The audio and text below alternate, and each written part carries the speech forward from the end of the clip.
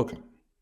The following video will cover some details for the proper interpretation of environmental impact results. The following results correspond to the template case number 4. Results can be obtained by other lifecycle stages or by user-defined categories. By looking at the global value, the least impactful solution can usually be identified without any issues. The lifecycle stage information gives us crucial insight on which stages contribute the most to the carbon footprint.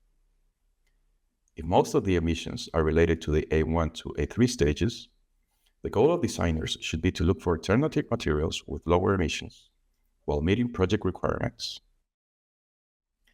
If the A4 stage has a relevant weight, then it could be assumed that the materials are being brought from a distant manufacturer. Please note that transport-related emissions are calculated taking into consideration both material distance and material weight.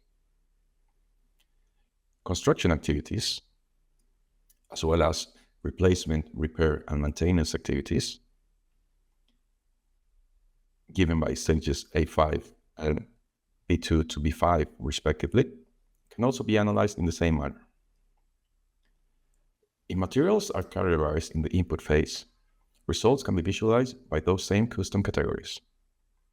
This allows the user to distinguish which material, attributed to a specific structural component, have higher environmental impact. The idea of environmental impact assessment is to identify improvement points and how to reduce the environmental footprint of our projects.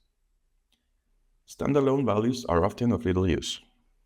By identifying the highest impact category or material, users should be able to propose solutions and improvements which are expected to reduce the environmental footprint of our projects.